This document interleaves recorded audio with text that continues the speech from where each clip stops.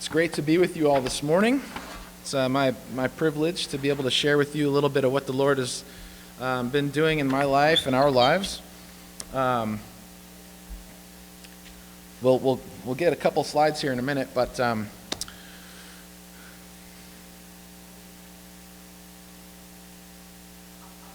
okay, all good. Well, we'll get there. Maybe I'll just start with this. I actually this morning, if it's all right, we're going to start with the end. It's a benediction. Sounds crazy. But amazing, because we are the recipients of being sent. And so I just want to read from Hebrews chapter 13, verse 20 to 21. It says, "Now may the God of peace, who brought up from the dead the great shepherd of the sheep, through the blood of the eternal covenant, that is, Jesus our Lord, equip you in every good thing to do his will, working in us that which is pleasing in his sight, through Jesus Christ, to whom be the glory forever and ever. Amen." That's a pretty good beginning, I think, isn't it? That's all right. Man, and you know, when we gather together, that's a big part of in the family. We want to be equipped so that we can do every good thing according to his will. And so, you know, part of my prayer when I gather together with the body and with the family, you know, we're family, right? I mean, you all are a local family, but we're family. I'm your extended family. And so when we're gathering together, it's my prayer that you all will be encouraged in your walk with the Lord. And, you know, that if you can be equipped, I pray that the Lord will fill you with his desire to carry out his will. And so, man, that's my prayer for us this morning. How are we doing? Okay. Well, the first slide is just my family. So you'll meet David and Kolene afterwards. And let me see, what was the second slide? Can't even remember. Yeah, I do. We're in good company. And I've put these slides up 100 times, so I don't know. A map. Oh, right, okay. It would be a map of the world, if you can actually imagine it in your mind. Now, the map that I have is a flat Earth, so if you're into that, you can just imagine a flat Earth. But, you know, in the Nazarene Church, we see the world kind of divided up into 6 regions.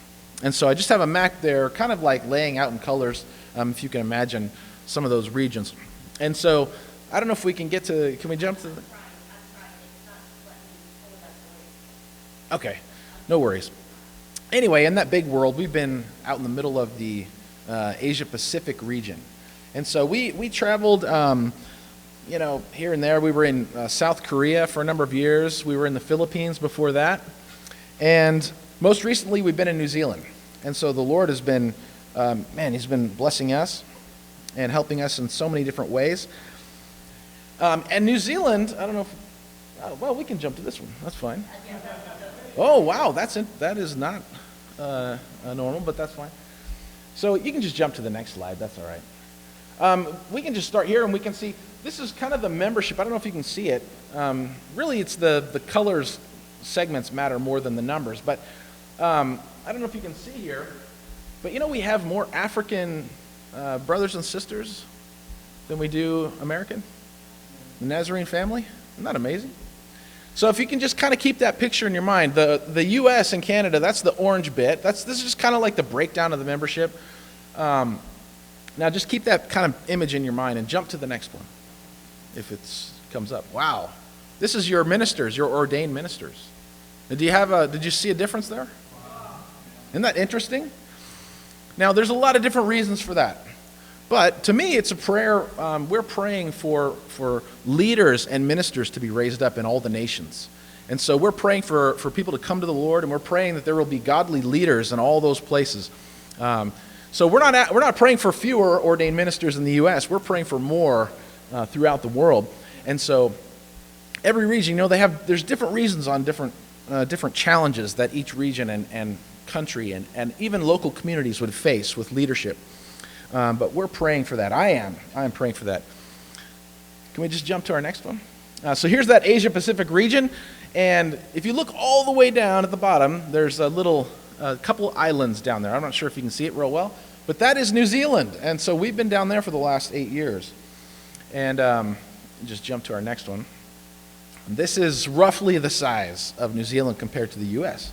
So it's not tiny, but it's not big. Where we're headed is Saipan, and it's I don't have a graphic for you, but you all, would you say this is a small town area? Okay, so Saipan is I think it's about 13 miles by about 6 miles. So 13 miles long, and then so if folks don't like a small town feeling, there's no getting out of off the island. So you feel like you're stuck in a small town, you're really stuck there. So anyway, that's beside the point. But we'll just jump to our next one here. You can't really see that real well, but when you engage with other people, it doesn't matter if you go to Kansas City or if you go. I have family in Tennessee and Arkansas and other places. And sometimes when you travel to another place in the U.S., when you get there, man, they're different. Is that right? I mean, you know what I mean? And sometimes you're meeting with people and you think, man, these people have some strange ideas. They might think the same thing about us. And so, culture is heavily influences how we interact with each other and how we see each other. And so, as missionaries, part of being a missionary is to kind of engage in other people's culture, to listen to them and to understand them. And so when you're going to share the gospel with somebody, it doesn't matter if they're across the street or across the world. You have to understand them. You have to begin to listen to them. How is the Lord already speaking to them in their life? And then you can begin to work through those things and share the gospel with them. And so just a few ideas here. I mean, we have skills and traditions, language, of course, and food. Sometimes food is scary for folks. What do they eat over there? And so I'm going to share a little bit about food. Maybe we can jump to our next. No, not yet. Well, yeah, that's fine. So this is called a hangi. Hangi, or there's two words, hangi and hongi. And hangi is food. It's a meal that you eat, and this is hongi, which will be when you greet someone, you'll touch your forehead and nose together. And so you think food is sometimes challenging, but now, if in our culture, men don't do this typically. Typically, right? Now, we wouldn't do this at church, right? We don't see that. Yeah, no lips, no. That would definitely be a step too far. But when you do this, you're actually sharing breath, and you're honoring one another, and you're even recognizing that person, who they are, and where they come from.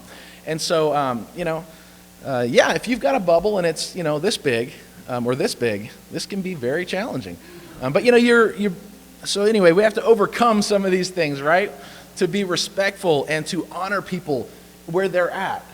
And we can jump to our next one here. This is some of the food. On the left, you can see this is spaghetti on toast.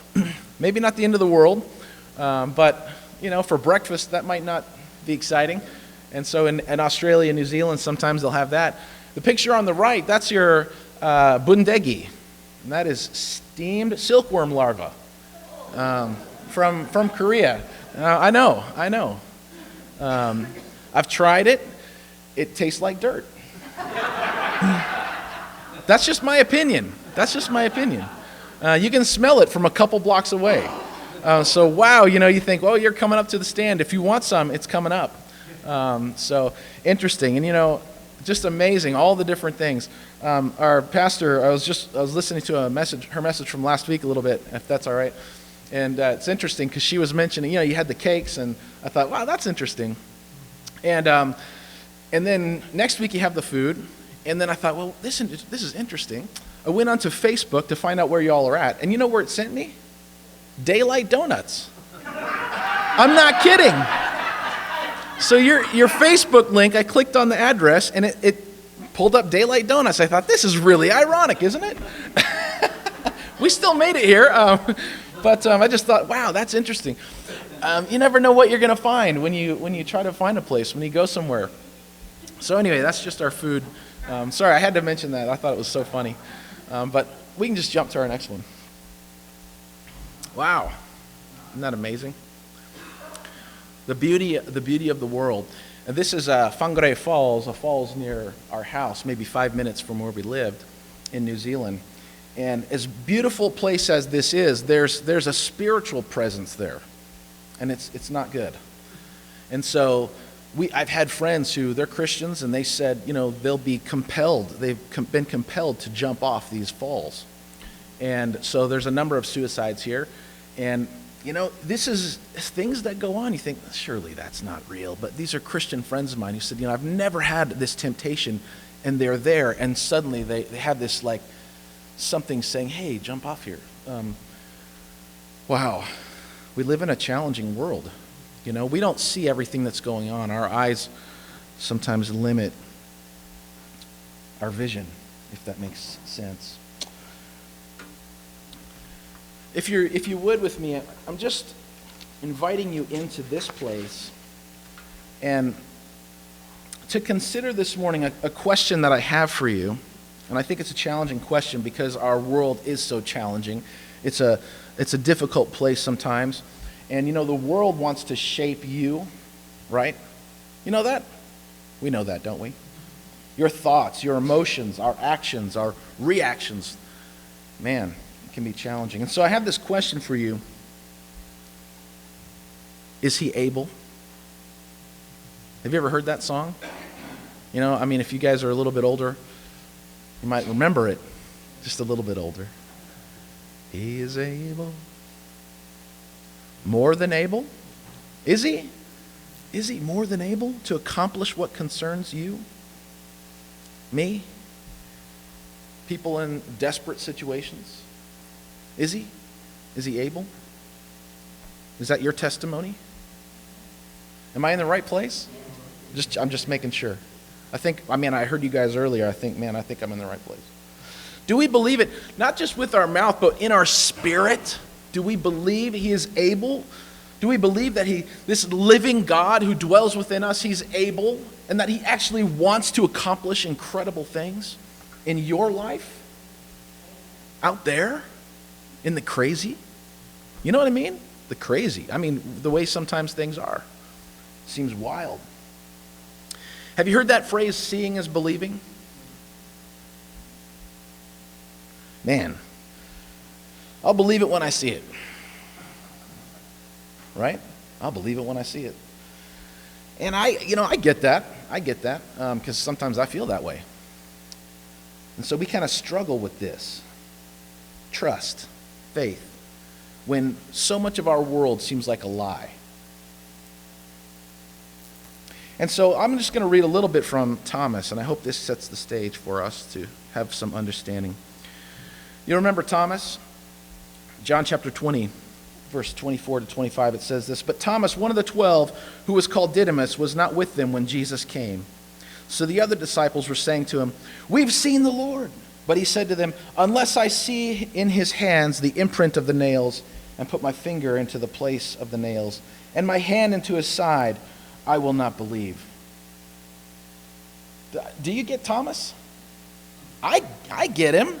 He watched Jesus die, probably. Into the tomb. Wow. He's just human, right? He saw it with his own two eyes. Man, I get Thomas. I think he's living the human experience. Brokenness. Can I trust it? Verse 26, 8 days later, the disciples were again inside, and Thomas was with them. Jesus came, the doors having been shut, and stood in their midst and said, "Peace to you." And then he said to Thomas, "Place your finger here, and see my hands, and take your hand and put it into my side, and do not continue in disbelief, but be a believer." Thomas answered and said to him, "My Lord and my God." Jesus said to him, "Because you have seen me, have you believed? Blessed are they who did not see and yet believed." Wow. Amazing. I don't think Thomas was a fool. I think he's human.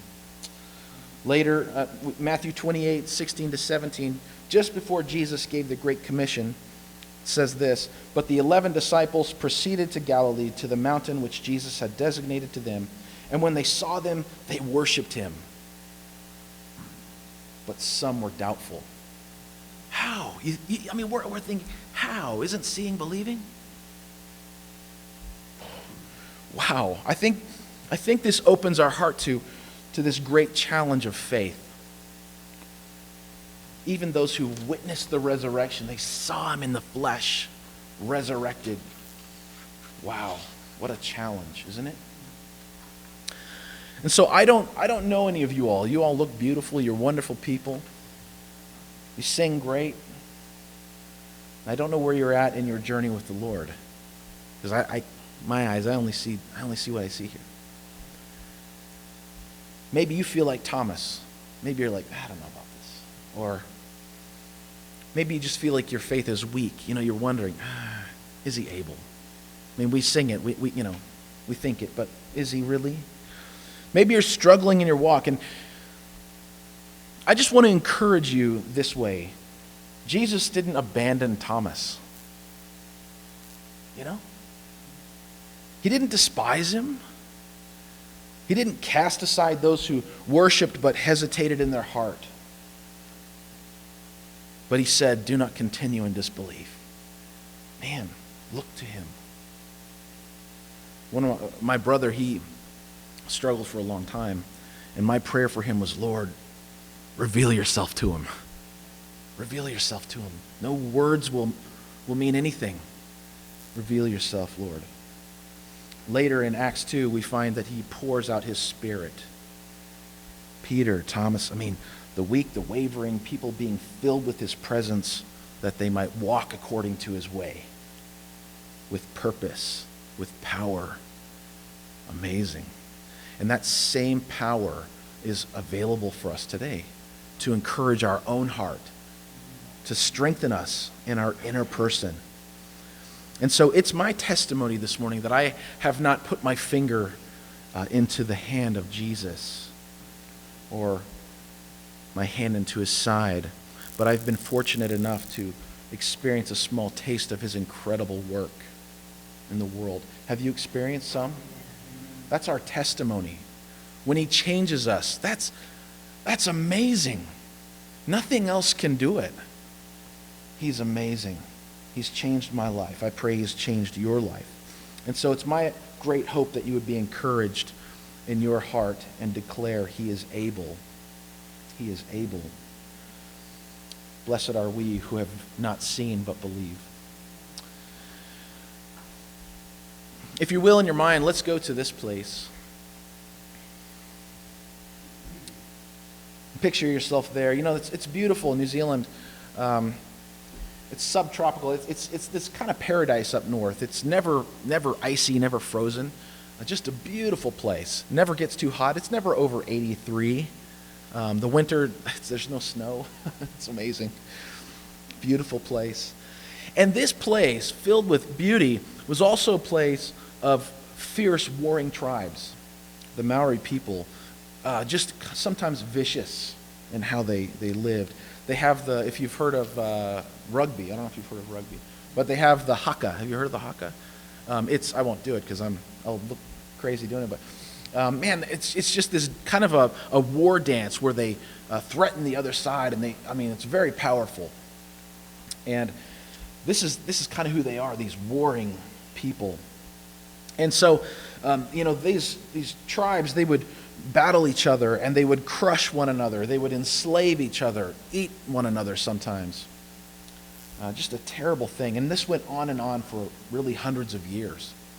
And this beautiful place, it had an incredible transformation. It was with the arrival of the gospel. The arrival of the gospel changed everything. And at one point, at the peak, really, about 80% of the folks said they're believers. They followed Jesus. And they even adopted a Christian hymn as their anthem. Isn't that amazing? They still have it. That's their anthem is a hymn. It's incredible. I don't think they listened to the words. As the years went by, the allure of secularism crept in, ate away at the faith of the people, and now they really want to be spiritual, but divorced from Christ. They want to be moral, but they have no code, no guide, except their own desires. And so when we have a place like this, we wonder sometimes we even wonder in our own communities, our own cities, in a place like that was once good. They were great. Man, God was moving, it seemed like. People were really coming to him. And then there's kind of this falling away. We wonder, could a place like that, should we step aside? Should we abandon it? I don't think God would abandon it. He didn't abandon Thomas. People who struggle, people who turn away. In fact, he's told us to reach out to them, doesn't he? Pray for them, that they might be brought in. And so that's our heart. As we were praying and working in New Zealand, we were always asking the Lord to do a renewal. Lord, do a great work, revival amongst us. Could we imagine it? Man, is it worth the hardship, the effort? It's hard. People who have places that have turned away from the Lord, it's hard. They don't even want to hear his name. Did you know that? They want to hear his name, but it's in a swear word. Is it worth the effort? Is he able? Is God able? How about in your community? Is he able? We believe with a resounding yes. We absolutely believe it. He is able, he's willing, and he's commissioning, he's sending us out. Us and you, sending us out of these walls. Could you imagine it? And so this is the heart, I believe, as I've found, it's the passion behind missions. It's the desire to see people come to the Lord, to be transformed, for God to work in incredible ways. We're believing that God is still at work around the world, and we ask to join. He's asking us to join him, and we're asking him to enable us. And it makes every struggle and every sacrifice worth it. Romans 1:16, the power of God for salvation is what? Is the gospel. Romans 10:17, faith comes by hearing, and hearing by the word of Christ. Man, it's so important, that proclamation, that desire, that willingness to speak. And so we have this radical passion to proclaim the gospel of Christ throughout the world.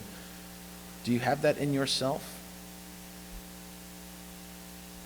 Is there a little bit of fear, a little bit of uneasiness? The reward of seeing the kingdom expanded, people's lives changed, isn't it priceless? I think it is. And so the cost, it costs time, it costs effort, energy.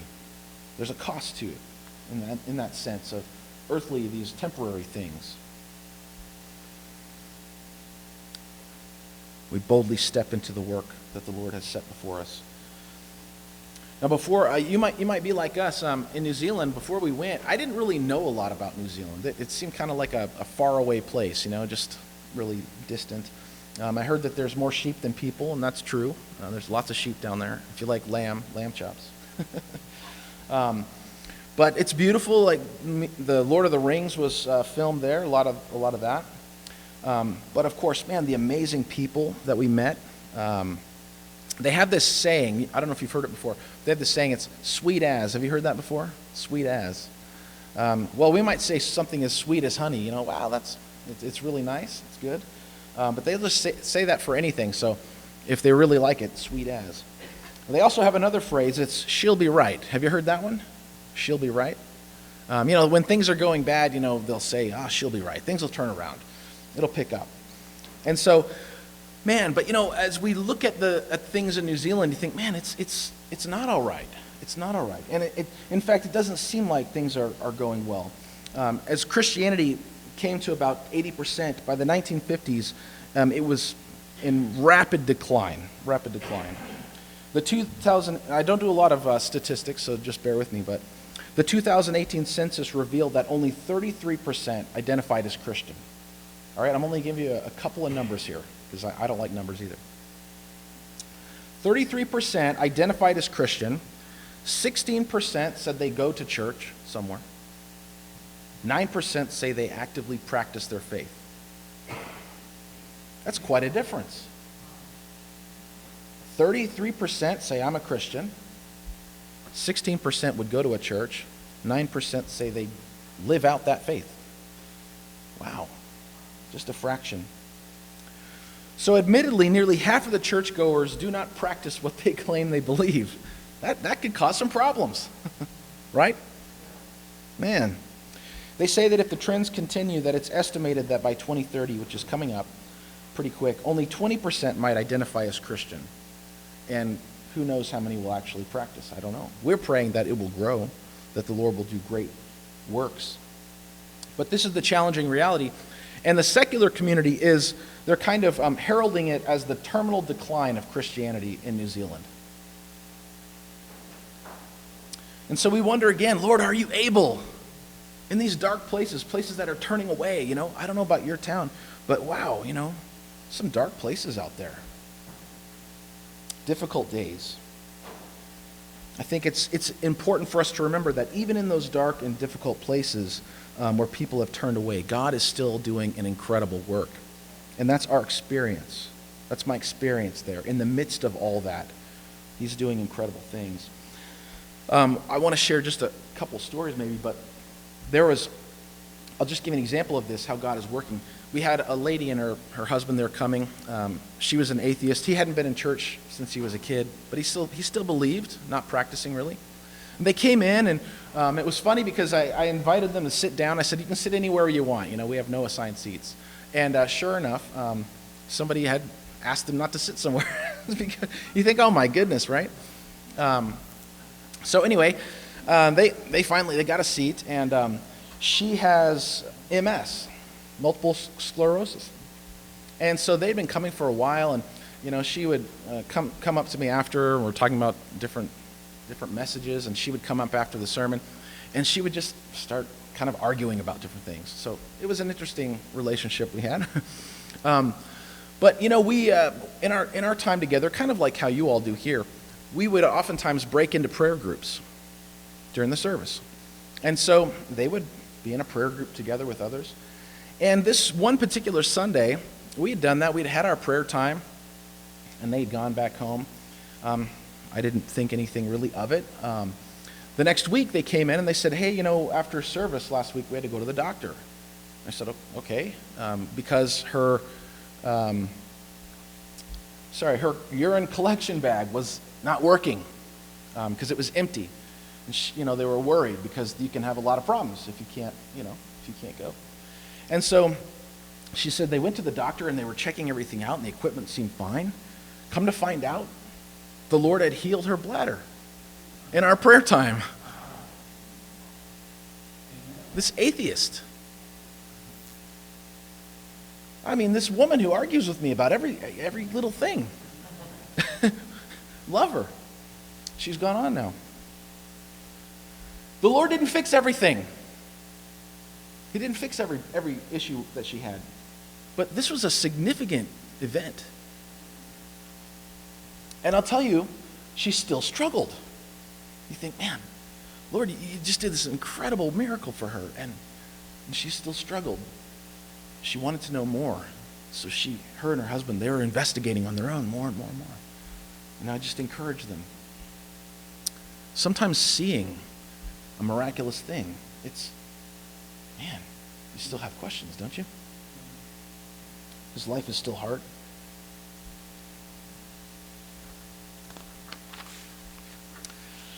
But God is still at work. In New Zealand, one of our friends who had been coming he was a gang member. He'd told us on the Sunday that he came in that an angel had brought him by the hand to church that morning. He was also a drug addict, so I wondered if, did that have something to do with it? I don't know. I didn't know, but I tried to take him at his word, and he never changed the story. He struggled off and on. He came in and out of our church for a number of years, and he came to a place where him and his wife were being evicted from their home. And they said, he said, I can't live on the street. Her parents didn't want him in the house. He couldn't stay there, so he was going to be on the street. She was moving in with her parents. Couldn't get a place to stay. The Lord led the church to allow him to put a little camper van on the church parking lot. Now, we didn't have a nice big parking lot like this. It was very small, And his camper van was very old. But this guy, he's struggled a lot. An alcoholic, a drug addict, had a very hard life. And he's now in his early 60s. And he was saying, I can't live in the bush. And so the forested area, so the church said, hey, you can stay here. He wasn't a Christian yet. So he parked his camper van there. And I thought, man, surely this guy will only be here for, a couple weeks or something, a month. And so a month went by, and I was like, well, surely he's going to find a place. Lord, help him. Months went by. In fact, it was over a year. Over a year. You know how hard that is? I'm sure somebody would struggle if you guys had a camper van with this beautiful, I'm sure it would be a challenge because it's ugly. You wonder how it could be on the road. And he was there. I didn't realize, but the church folks were coming and ministering to him, bringing him food and different things during the week. Just amazing. I didn't realize till after. And he was telling me all these things. And during his time there, we had the opportunity to have Bible study together, And so I would meet with him and another fellow. And wouldn't you know, before he left, he gave his life to the Lord. This hard man. He told me when we first, early on, and when I met him, he said, I don't bow to anybody. I don't bow to anybody. He's a hard man. When he left, he said, okay, I'll bow to one. And I said, okay, we'll just bow to one. Amazing. And so I had the great privilege of baptizing him before he left. And amazing. We just asked the Lord to do a great work in his life, to transform him, to have his way. This is God's great work. He transforms us. He changes us. He takes us from a place of darkness and despair to a place of hope, a place of purpose. Man, you have great purpose. You have great purpose. You're still breathing.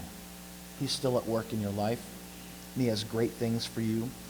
And it's in the midst oftentimes of pain and suffering and brokenness that he calls us, he commissions us, he sends us. And he'll say to you in your life, he'll say, look right here, there's suffering here. I want to minister there. I want to love there. And so you, his child, he says, I'm in you. And I want you to step into this thing and love that person, to minister to them. Maybe it's someone they're just lonely. And the Lord puts it in your heart to love that person, to spend time with them. Pastor mentioned, or it was mentioned, people here are struggling. And I believe it. You know why? Because we're human. And every place we go, we struggle. Everyone in here has needs. Everyone out there has needs. There's great despair and pain. And the Lord wants us to take his good news, his gospel, his love into these broken places. And I wonder, as I think through, I was just imagining this week, Lord, what does it look like for us? And have you ever been driving along, and I don't know if you have, like this, but you're out in the middle of nowhere, and there's this sign, and you're driving at night, and it just says vacancy, and you think, oh my goodness, a place to stay. Guys, our lives, we're saying, hey, there's vacancy in heaven. God's got a place